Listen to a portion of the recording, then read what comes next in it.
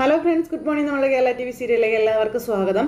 അങ്ങനെ ശ്രുതി കൊടുത്ത കാശും കൈപ്പിടിച്ച് ഇങ്ങനെ കണ്ണും മഞ്ഞളിച്ച് അവിടെ നിൽക്കുവാണ് നമ്മുടെ ചന്ദ്രമതി. എന്നിട്ട് പൈസയായിട്ട് ചന്ദ്രമതി ഓടി. അപ്പോൾ ശ്രുതി ആണെങ്കിൽ അമ്മ പോയോന്ന് അറിയാൻ വേണ്ടി, ആൻറ്റി പോയോന്ന് അറിയാൻ പിന്നാലെ വന്നപ്പം ആൻറ്റി പൈസയും കിട്ടുന്നത് കൊണ്ട് അങ്ങ് പോയില്ലേ. ഈ സമയത്ത് ആ അമ്മ ചങ്ക് പൊട്ടി അകത്തിരുന്ന് കരയുവാട്ടോ. ഈ സമയത്ത് ശ്രുതി അകത്തേക്ക് കയറി ചെന്നപ്പോൾ ആ അമ്മ ഇങ്ങനെ നിൽക്കുക, ഭയങ്കര വിഷമിച്ച്. ഇപ്പോഴാണ് ശ്രുതി കാണിച്ചു കൂട്ടിയതൊക്കെ അമ്മ തിരിച്ചറിയുന്നത്, ശ്രുതി അവിടെ പറഞ്ഞിരിക്കുന്നതൊക്കെ. അപ്പോൾ അമ്മയ്ക്ക് ഇതൊക്കെ ഭയങ്കര വിഷമമായില്ലേ എന്ന് ശ്രുതി ഇങ്ങനെ അമ്മയോട് ചോദിക്കുമ്പോൾ അമ്മ കണ്ണുനീരൊക്കെ തുടച്ച് അവിടുന്ന് പോകാനായിട്ട് ആ ഷീറ്റൊക്കെ എടുത്ത് ഇങ്ങനെ മാറ്റും. അപ്പോൾ ഞാൻ മുഖം കഴുകിയിട്ട് പോയേക്കാവെന്നും പറഞ്ഞാൽ അമ്മ അവിടെ നിന്ന് പോയി. ശ്രുതി അന്നേരം അവിടെ നിന്ന് ചങ്ക് പൊട്ടി കരയുക, ഭയങ്കര കരച്ചിൽ. ഇതെല്ലാം കഴിഞ്ഞ് പിന്നെ അവിടെ ഓഡിറ്റോറിയം സംഭവങ്ങളും സെറ്റപ്പുകളൊക്കെ റെഡിയായി. ഇവരുടെ ആ ഒരു ചടങ്ങിൻ്റെ കാര്യങ്ങൾ ഇതിനെല്ലാം മഹിമ ഭയങ്കര മുൻനിരയിൽ തന്നെയാണ് നിൽക്കുന്നത്. മഹിമ അങ്ങനെ മുൻനിരയിൽ നിൽക്കുന്നു. ഈ ഒരു സമയത്ത് മധുസൂദനും തൊട്ടരികിലുണ്ട്. അവർ ചടങ്ങുകളും കാര്യങ്ങളും ചെയ്തുകൊണ്ടിരിക്കും. അപ്പോഴേക്കും മധുസൂദനനോട് അതിഥികളൊക്കെ വരാൻ തുടങ്ങി, അവരെയൊക്കെ സ്വീകരിക്കേണ്ടതെന്ന് ചോദിച്ചു മഹിമ. അപ്പോൾ ഞാൻ വരണോ, നീ ചെന്ന് സ്വീകരിക്കാൻ പറഞ്ഞു. അപ്പോൾ അതെല്ലാം മോശമല്ലേ മഹിമ, നമ്മൾ രണ്ടുപേരും ഒരുമിച്ച് വേണ്ടേ ചടങ്ങിന് വരുന്നവരെ സ്വീകരിക്കാൻ എന്ന് പറയുമ്പോൾ ചടങ്ങും അതിഥികളൊന്നും അല്ല പ്രധാനം, വർഷയും ശ്രീകാന്തിനെയും നമ്മുടെ വീട്ടിലെത്തിക്കണം. അതാണല്ലോ നമ്മുടെ പ്രധാനപ്പെട്ട ഒരു അജണ്ട. അതിന് വേണ്ടിയിട്ടല്ലേ നമ്മൾ കാര്യങ്ങൾ ചെയ്യേണ്ടത്. അപ്പോൾ അതൊക്കെ നടത്തി കഴിഞ്ഞില്ലേ, എല്ലാം നമ്മളിത് ആഗ്രഹിച്ച പോലെ തന്നെ നടക്കും. അതുവേട്ടാ സച്ചി ഇവിടേക്കൊന്ന് വന്നോട്ടെ എന്നും പറഞ്ഞുകൊണ്ട് മഹിമ. അപ്പോൾ മധുവേട്ടനിങ്ങ് വന്നേ, വാ മധുവേട്ടാന്ന് പറഞ്ഞ് നിർബന്ധിച്ച് വിളിച്ചുകൊണ്ട് പോകും അതിനെ. എന്നിട്ട് പിന്നെ വരുന്നവരെയൊക്കെ ഇവർ സ്വീകരിക്കുന്ന എന്താ ഒരു ചേട്ടൻ വന്നപ്പോൾ എന്താ വൈഫിനെ കൂട്ടാത്തതെന്ന് ചോദിച്ചു. അപ്പോൾ അവൾ സ്ഥലത്തില്ല എന്നൊക്കെ പറഞ്ഞു. പിന്നെ ഓരോരുത്തരെ കൈ കൊടുത്ത് അകത്തേക്ക് ക്ഷണിച്ചിരുത്തുമ്പോൾ ദേ ആൾക്കാരൊക്കെ വരുന്നുണ്ട്, ഇങ്ങനെ മാറി നിൽക്കല്ലേ മധുവേട്ടാന്ന് പറഞ്ഞുകൊണ്ട് മഹിമ പറയാം. പറഞ്ഞു തീർന്നില്ല, ഇതേ എല്ലാവരും ഭയങ്കര സെറ്റപ്പിൽ ഇതേ അങ്ങോട്ടേക്ക് വരുക കേട്ടോ. ആ സമയത്ത് സാറേ ആര് വന്നിട്ടുണ്ട് കേട്ടോ എന്നും പറഞ്ഞുകൊണ്ട് ഒരാൾ വന്ന് ഇവരെ കണ്ടു കഴിഞ്ഞപ്പോൾ വന്ന് മഹിമയോടൊക്കെ പറഞ്ഞു. അപ്പോൾ നീ ചെല്ല് എന്നും പറഞ്ഞുകൊണ്ട് ആ ചെറുപ്പക്കാരനെ അങ്ങ് പറഞ്ഞു വിട്ടു. മഹിമ ഭയങ്കര ഹാപ്പി ആയിട്ട് ഇങ്ങനെ അവിടെ നിൽക്കുന്നു. മധുസൂദനൻ്റെ മനസ്സിൽ പഞ്ഞു വെച്ചാൽ കത്തുന്ന ഒരു ടെൻഷനോടെ മധുസൂദനൻ ഇരിക്കുന്നത്, കാര്യങ്ങളൊക്കെ നടക്കുമോ എന്നുള്ളൊരു പേടി. ആ സമയത്ത് ഇയാൾ അവിടെ നിന്ന് പോകാൻ നോക്കുമ്പോൾ നിൽക്കും മധുവേട്ടാ, നിങ്ങളിത് ഇവിടെ പോവാണെന്ന് ചോദിച്ചു മഹിമ. ആ ഡ്രൈവർ രവീന്ദ്രൻ്റെ മുന്നിൽ തൊഴുതു നിൽക്കാൻ എനിക്കാവില്ല എന്ന് പറഞ്ഞുകൊണ്ട് ഇയാളിങ്ങനെ പറഞ്ഞപ്പം അവരെ സ്വീകരിക്കാൻ നിങ്ങളിവിടെ വേണം, ഇത് നമ്മുടെ ആവശ്യമാണെന്നുള്ളത് നിങ്ങൾ ഓർക്കണം, ഇവിടെ നിൽക്ക് എന്നും പറഞ്ഞിങ്ങനെ മഹിമ ഭയങ്കരമായിട്ട് സപ്പോർട്ട് ചെയ്യിക്കുകയാണ് ഇതിനകത്തേക്ക് മധുസൂദനന്. അങ്ങനെ ആ ഒരു സംഭവങ്ങളും കാര്യങ്ങളെല്ലാം കഴിഞ്ഞു. അത് കഴിഞ്ഞപ്പോഴേക്കും ഇവിടെ ഓരോരുത്തരായിട്ട് വന്നുകൊണ്ടിരിക്കുക. അപ്പോൾ ഈ മക്കൾ വരുന്നത് ഇച്ചിരി താമസിച്ചപ്പോഴത്തേക്കും ചന്ദ്രൻ അവിടെ കിടന്നൊന്നും വേഗം ഇറങ്ങും വാന്നൊക്കെ പറഞ്ഞുകൊണ്ട് ഇങ്ങനെ ഇതാക്കിക്കൊണ്ടിരുന്നു. അപ്പോൾ അവർ വന്നല്ലോ ചന്ദ്രൻ മിണ്ടാതിരിക്കുക, വീട്ടിൽ നിന്ന് ഇറങ്ങി എവിടെ എത്തുന്നത് വരെ നീ വായ അടച്ചിട്ടില്ല എന്നും പറഞ്ഞുകൊണ്ട് ഇങ്ങനെ നിൽക്കുക. അപ്പോൾ താലി പിടിച്ചൽ കോർക്കൽ ചടങ്ങല്ലേ, കല്യാണമൊന്നും അല്ലല്ലോ, പിന്നെ എന്തിനാ ഇത്രയും വലിയൊരു ഓഡിറ്റോറിയം ഒക്കെ എടുത്തതെന്ന് നേരം ഭാമ ചോദിച്ചു. ഈ ചന്ദ്രമതിയുടെ അവരെ വലിയ പണക്കാരല്ലേ, അപ്പോൾ വലിയ ഓഡിറ്റോറിയത്തിൽ വെച്ച് തന്നെ അവരുടെ ചടങ്ങൊക്കെ നടത്തണ്ടേ, ഓടിപ്പോയി കല്യാണം കഴിച്ചാലെന്താ, പുളിങ്കൊമ്പി തന്നെ കയറി പിടിച്ചിരിക്കുന്ന ഇവർക്ക് എവിടെയൊക്കെ സ്വത്തുക്കളുണ്ടെന്ന്. എൻ്റെ പൊന്നു ചന്ദ്രൻ നീ ഒന്ന് നിർത്ത്, നീ എന്നതാ താങ്ങാൻ പറ്റുന്നില്ല എനിക്ക്. ഓ നമുക്ക് അകത്തേക്ക് പോകാമെന്ന് പറഞ്ഞുകൊണ്ട് രവിയേട്ടൻ. ഈ സമയത്ത് അവരെല്ലാവരും ഇങ്ങനെ അകത്തേക്ക് കയറാൻ നോക്കിയപ്പോൾ പിള്ളേരെല്ലാവരും അവരുടെ ഡ്രസ്സും കാര്യങ്ങളൊക്കെ എടുത്തുകൊണ്ട് ഇങ്ങനെ വരുക. അപ്പോൾ ചന്ദ്ര നീ വാ നടക്കുക എന്നും പറഞ്ഞിവർ വിളിച്ചുകൊണ്ട് അകത്തേക്ക് രവിയേട്ടൻ കയറി പോണു. അപ്പോൾ രേവതിയും സച്ചിയും അത്ര ആ കൂട്ടത്തിലില്ല. അപ്പം നല്ല വലിയ ഓഡിറ്റോറിയം അല്ലേ എന്ന് പറഞ്ഞു ശ്രുതി. ശ്രുതി ഈ ഓഡിറ്റോറിയം കാണുമ്പോൾ തന്നെ നമ്മുടെ സ്റ്റാൻഡേർഡ് എന്താണെന്ന് നിൻ്റെ അച്ഛന് മനസ്സിലാകുമെന്നും പറഞ്ഞുകൊണ്ട് ശ്രുതി എന്ന് പറഞ്ഞിരിക്കുക ശ്രുതി. അല്ല ശ്രുതി നിൻ്റെ അച്ഛനെപ്പോൾ വരുമെന്ന് ചോദിച്ചു. ഫ്ലൈറ്റ് ഇറങ്ങിയോ അദ്ദേഹം? ഫ്ലൈറ്റ് ഇപ്പോൾ ലാൻഡ് ചെയ്യും ശ്രുതി, ചടങ്ങിന് മുൻപ് എന്തായാലും അച്ഛനോട് വന്നോളും എന്ന് നമ്മുടെ ശ്രുതി അന്നേരം പറഞ്ഞു. ഈ സമയത്ത് നമുക്ക് അകത്തേക്ക് പോകാമെന്ന് പറഞ്ഞുകൊണ്ട് ശ്രീകാന്ത് ഇവരെ വിളിച്ചോണ്ട് പോവുക. അങ്ങനെ അവരെല്ലാവരും കൂടെ അകത്തേക്ക് കയറി പോയി കഴിഞ്ഞപ്പം രേവതിയും സച്ചിയും കൂടെ പിന്നാലെ വന്നു. അവർ രണ്ടുപേരും അവരുടെ കാറിനാണ് വന്നത്. അങ്ങനെ അവർ രണ്ടുപേരും കൂടെ വന്ന് ഈ ഓഡിറ്റോറിയം ഒക്കെ കണ്ടിങ്ങനെ അന്തം വിട്ട് നിൽക്കുക. ആ സമയത്ത് നമ്മുടെ മഹേഷ് അവരുടെ കൂടെ ഉണ്ടായിരുന്നു. അപ്പോൾ മഹേഷ് പോവുകയാണെന്ന് പറഞ്ഞു. നീ എന്താ ചടങ്ങിന് നിൽക്കുന്നില്ലേ എന്ന് സച്ചി ചോദിക്കുമ്പോൾ ഇല്ല നിൽക്കുന്നില്ല. അപ്പോൾ എന്നാൽ ശരിയാണ്, നീ പോയിട്ട് വരാൻ പറഞ്ഞു. അപ്പോൾ വരാറാകുമ്പോൾ ഞാൻ വിളിക്കാൻ നിന്നെ. അപ്പോൾ ഏകദേശം എത്ര മണിക്ക് കഴിയുമായിരിക്കും? അത് തന്നെ ഒരു പെണ്ണിൻ്റെ ചടങ്ങ് കഴിയാൻ തന്നെ ഉച്ചയാകും, ഇത് 2 പെണ്ണുങ്ങളില്ലേ, അപ്പോൾ ചടങ്ങ് കഴിയാൻ എന്തായാലും രാത്രിയാകുമെന്ന് നമ്മുടെ സച്ചി പറയുക. പിന്നെ വന്ന ഉടനെ തന്നെ അങ്ങ് തുടങ്ങിയോന്ന് ചോദിച്ചു രേവതി. അപ്പോൾ ചടങ്ങിനൊപ്പം പൊങ്ങച്ചം പറയലും കാണുമല്ലോ, ഉറപ്പായിട്ട് രാത്രിയാകുമെന്ന് സച്ചി മഹേഷിനോട് പറയുക കേട്ടോ. അപ്പോൾ സച്ചേട്ടാ എന്തായാലും ചടങ്ങ് ഉച്ചയ്ക്ക് മുന്നേ കഴിയും ചേട്ടാ എന്ന് നമ്മുടെ രേവതി പറഞ്ഞു. അപ്പം ഞാൻ പോയിട്ട് വരാട്ടോ എന്ന് പറഞ്ഞുകൊണ്ട് അദ്ദേഹം അങ്ങ് പോയി. ഈ സമയത്ത് രേവതിയും സച്ചിയും കൂടി ഇങ്ങനെ അവിടെ നിൽക്കുക. സച്ചി ചേട്ടാ നമ്മുടെ കാർ എന്താ ഓഫ് ചെയ്തില്ലേ? നിനക്കെന്താ കണ്ണ് കണ്ടുകൂടെ? ഓഫ് ചെയ്തിരിക്കല്ലേ എന്ന് ചോദിച്ചു. തിരികെ വീട്ടിൽ ചെല്ലുമ്പോഴല്ലേ ഇനി ഓൺ ചെയ്യത്തുള്ളൂ. ആ അതെ. ആ അതുപോലെ ഇപ്പം നിങ്ങളുടെ വായു ഓഫാക്കി വെക്കണം. ഇനി വീട്ടിൽ പോയിട്ട് തുറന്നാൽ മതി. മിണ്ടാതെ ഇരുന്നോളണം കേട്ടോ എന്ന് രേവതി. അപ്പോൾ ഓ ശരി ഭാര്യയെ എന്നും പറഞ്ഞുകൊണ്ട് നമ്മുടെ സച്ചി രേവതിയും കൂട്ടി അകത്തേക്ക് പോകുമ്പം അനിയ ഓഡിറ്റോറിയത്തിൻ്റെ വലതുഭാഗത്ത് പാർക്കിംഗ് ഉണ്ടെന്ന് പറഞ്ഞ് സെക്യൂരിറ്റി ചേട്ടൻ വന്നു. അവിടെ പാർക്ക് ചെയ്യണം വണ്ടിയെന്ന് പറഞ്ഞു. അപ്പം ശരി ചേട്ടാ എന്ന് പറഞ്ഞുകൊണ്ട് നമ്മുടെ സച്ചി ഇങ്ങനെ പറഞ്ഞു കേട്ടോ. ആ സമയത്ത് നമ്മുടെ രേവതി വീട്ടിൽ പോകുന്നതിന് മുൻപ് കാറൊന്ന് സ്റ്റാർട്ട് ചെയ്തോട്ടെ, തൽക്കാലത്തേക്ക് സ്റ്റാർട്ട് ചെയ്തോണം, സംസാരം സ്റ്റാർട്ട് ചെയ്യരുത് കേട്ടോ എന്ന് രേവതി സച്ചിയോട് പറയുമ്പോൾ നീ അകത്തോട്ടെ അല്ലേ ഞാനേ കാറ് പാർക്ക് ചെയ്തിട്ട് വരാമെന്ന് പറഞ്ഞു. അപ്പോൾ അങ്ങനെ രേവതിയും സച്ചിയും കൂടി ഇങ്ങനെ സംസാരിക്കുമ്പം അത് വേണ്ട നമുക്ക് ഒരുമിച്ച് അകത്തേക്ക് പോകാവുന്ന രേവതി. ഇപ്പോൾ വണ്ടി ഇടാനായിട്ട് സച്ചി അങ്ങോട്ടേക്ക് പോയി. ചന്ദ്രമതി ഓഡിറ്റോറിയത്തിൻ്റെ അകത്ത് കയറി വന്ന് ഇതൊക്കെ കണ്ട അന്തം വിട്ട് കൊന്തം വിഴുങ്ങി പോലെ ഇങ്ങനെ നിൽക്കുക. ഇപ്പം മധുസൂദനാണെങ്കിൽ ഇവരെ തുറച്ചു നോക്കിക്കൊണ്ട് ഇങ്ങനെ നിൽക്കുക കേട്ടോ. മധുസൂദനൻ്റെ നോട്ടം അത്ര പന്തിയായിട്ട് ഇവർക്കാർക്കും തോന്നില്ല. അയാളുടെ മുഖത്താണ് ഒരു ചിരി പോലും വരുന്നില്ല. അപ്പം രവിയേട്ടൻ്റെ മുഖത്ത് നോക്കി അയാളിങ്ങനെ തുറച്ചു നോക്കിക്കൊണ്ട് ഇങ്ങനെ നിൽക്കുകയാണ്. രവിയേട്ടനും മറ്റുള്ളവരെല്ലാവരും ഇങ്ങനെ പകച്ച് നിൽക്കാം. അപ്പോൾ വരണം എല്ലാവരും വരണമെന്നും പറഞ്ഞ് മഹിമ ഇങ്ങനെ കൈകൂപ്പി ഇങ്ങനെ വിളിച്ചു. അപ്പോഴും മധുസൂദനൻ ഇങ്ങനെ ഭാര്യയെ നോക്കിക്കൊണ്ട് നിൽക്കുക. ആ ഒരു ഈഗോ പ്രശ്നം എൻ്റെ ഇടയ്ക്ക് കിടക്കുകയാണല്ലോ. ആ സമയത്ത് അവരാരും ഇങ്ങോട്ടേക്ക് വരുന്നില്ല. എല്ലാവരും അങ്ങോട്ടും ഇങ്ങോട്ടും നോക്കിക്കൊണ്ട് ഇങ്ങനെ നിൽക്കാം. ആ സമയത്ത് മധുവേട്ടാ എന്നും പറഞ്ഞുകൊണ്ട് മഹിമ ഇങ്ങനെ വിളിച്ചു. അപ്പോൾ രവിയേട്ടൻ ഇങ്ങനെ മധുസൂദനെ നോക്കിക്കൊണ്ട് ഇങ്ങനെ നിൽക്കല്ലേ. എന്നിട്ടൊരു ചിരി ഉണ്ടാക്കി അങ്ങ് ചിരിച്ചു. വാ രവീന്ദ്ര എന്നും പറഞ്ഞുകൊണ്ട് ഇങ്ങനെ ഇയാൾ വിളിച്ചു. അപ്പോൾ നമ്മുടെ രവിയേട്ടൻ്റെ മുഖത്തൊരു ചിരി, ചന്ദ്രമതിയുടെ മുഖത്തൊരു ചിരി, വർഷ, ശ്രീകാന്ത്, സുധി എല്ലാവരുടെ മുഖത്തും ആ പുഞ്ചിരി വിടർന്നു. അപ്പോൾ വാ രവിയേട്ടാ എന്നും പറഞ്ഞുകൊണ്ട് നമ്മുടെ ചന്ദ്രമതിയും വിളിച്ചു. ഇവരെല്ലാവരും അടുത്തേക്ക് വന്ന് കൈ കൂപ്പി സ്വാഗതമൊക്കെ പറഞ്ഞു. അപ്പോൾ സുഖമല്ലേ എന്ന് മധുസൂദൻ ചോദിച്ചപ്പം സുഖം തന്നെയാണെന്ന് രവിയേട്ടൻ. നിങ്ങൾക്ക് സുഖം തന്നെയല്ലേ എന്ന് ചോദിക്കുമ്പം ആ അതെ എനിക്കൊരു കാലത്തും സുഖക്കുറവ് ഉണ്ടായിട്ടില്ല രവീന്ദ്ര എന്നും പറഞ്ഞുകൊണ്ട് ആക്കിയൊരു ഇതും പറഞ്ഞു നമ്മുടെ മധുസൂദനനെ. അപ്പോഴേക്കും ഇവരെല്ലാവരും കൂടി ഒരു ഇതായിട്ട് അങ്ങോട്ടും ഇങ്ങോട്ടും നോക്കുക. അപ്പോൾ അല്ല നിങ്ങളിതുവരെ ഞങ്ങളുടെ വീട്ടിലൊന്നും വന്നിട്ടില്ലല്ലോ, മഹിമ വർഷയെ കാണാൻ വരാറുണ്ടല്ലോ എന്ന് ചന്ദ്രമതി. നിങ്ങളെന്താ വരാത്തെ?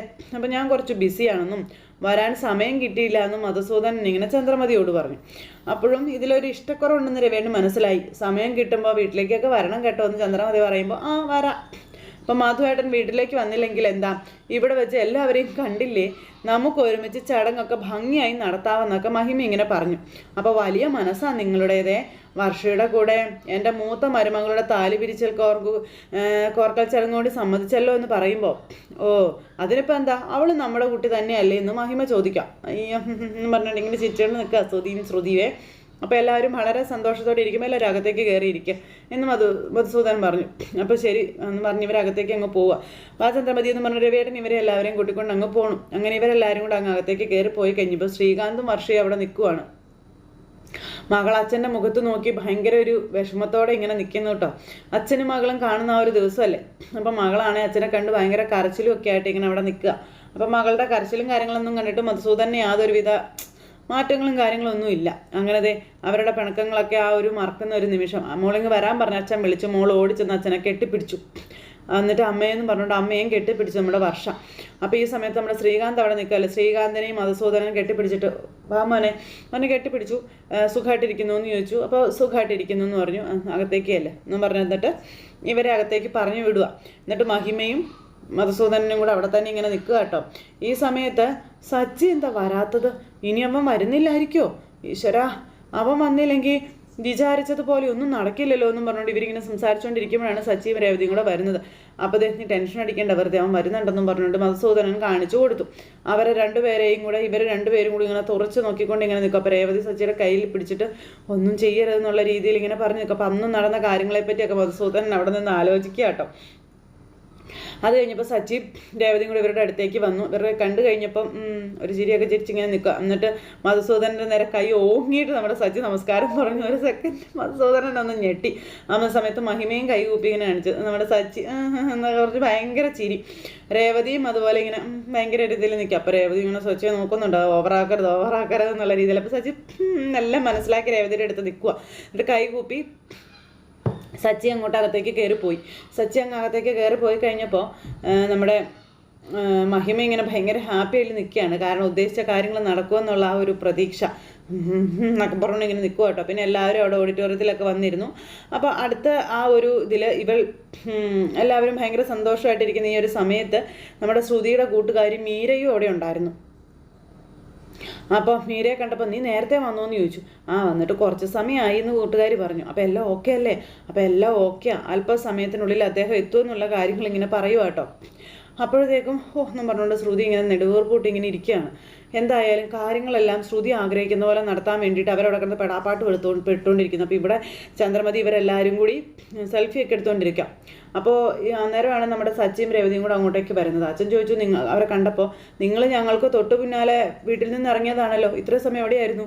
അപ്പോൾ എവിടെയൊന്നും പോയിട്ടില്ല അച്ഛാ, നിങ്ങൾ എത്തിയതിൻ്റെ പിന്നാലെ തന്നെ ഞങ്ങൾ എത്തിയായിരുന്നു എന്നുള്ള കാര്യം രേവതി അന്നേരം പറഞ്ഞു. അതൊക്കെ കേട്ടിങ്ങനെ നിൽക്കുന്ന നമ്മുടെ അച്ഛൻ സച്ചിയോട്, മോനെ അപ്പോൾ ഞാൻ എല്ലാം ഏറ്റിട്ടുണ്ട് എന്നുള്ള രീതിയിൽ സച്ചി ഇങ്ങനെ അച്ഛൻ പേടിക്കണ്ട എന്നിങ്ങനെ കൈകൊണ്ട് ആക്ഷനും കാര്യങ്ങളൊക്കെ കാണിച്ചുകൊണ്ട് അവിടെ നിൽക്കുക. ഈ സമയത്ത് വർഷയും നീ ഇവിടെ ഒന്ന് നിൽക്കുകയാണ്, ഡ്രസ്സ് മാറ്റിപ്പോയി റെഡി ആകാൻ പറഞ്ഞു. അപ്പോൾ റൂം എവിടെയാണെന്ന് ചോദിച്ചു. അപ്പോൾ ഇത് അവിടെയാണെന്ന് പറഞ്ഞു. അപ്പോൾ മഹിമേ ശ്രുതിക്കും ഡ്രസ്സ് മാറ്റണം, റൂം എവിടെയാണെന്ന് ചോദിച്ചപ്പം അവിടെ ലെഫ്റ്റ് സൈഡിലാണെന്ന് പറഞ്ഞ് കാണിച്ചു കൊടുത്തു. അപ്പോൾ ശ്രുതി വന്നേ എന്ന് പറഞ്ഞുകൊണ്ട് ശ്രുതിയും കൂടി ചന്ദ്രമതി പോയി. അപ്പോൾ നിങ്ങൾ ആ മുറിയിലേക്ക് ഡ്രസ്സ് മാറിയിട്ട് വരാൻ പറഞ്ഞ് ഇവർക്ക് അടുത്ത മുറിയും കാണിച്ചു കൊടുത്തു. അങ്ങനെ എല്ലാവരും ഡ്രസ്സ് മാറാനായിട്ട് അങ്ങോട്ടും ഇങ്ങോട്ടൊക്കെ പോകുമ്പം രേവതി ചേച്ചി എൻ്റെ കൂടെ വാ, ഒരു ഹെൽപ്പ് ആകുമല്ലോ എന്ന് പറഞ്ഞു വർഷ. അത് എന്ന് പറഞ്ഞ് രേവതി പറയുമ്പം, വർഷേ പുറകിൽ നിൻ്റെ ഫ്രണ്ട്സൊക്കെ ഉണ്ട്, എന്തിനാ രേവതിയെ വെറുതെ ഡിസ്റ്റർബ് ചെയ്യുന്നേ എന്ന് ചോദിച്ചുകൊണ്ട് മഹിമ ഇങ്ങനെ പറഞ്ഞപ്പോൾ രേവതിക്ക് കാര്യം മനസ്സിലായി. അതുപോലെ നമ്മുടെ സച്ചിക്കും കാര്യം മനസ്സിലായി. ദേ രേവതി, നീ സച്ചിയും കൂട്ടി അവിടെ ചെന്നിരിക്കുക എന്നും പറഞ്ഞുകൊണ്ട് ഇങ്ങനെ പറഞ്ഞു. സച്ചിക്ക് ഇതൊക്കെ കണ്ടിട്ട് മനസ്സിലായിട്ടുണ്ട്. പക്ഷെ കടിച്ചു പിടിച്ച് സച്ചി ഇങ്ങനെ നിൽക്കുക കേട്ടോ. ആ സമയത്ത് വർഷ അവിടെ നിന്ന് അങ്ങോട്ടേക്ക് പോയി കൂട്ടുകാരുണ്ടെന്ന് പറഞ്ഞത് കാരണം ഉന്തിത്തള്ളി കൊണ്ടുപോവുക വർഷയെ ഈ മഹിമ.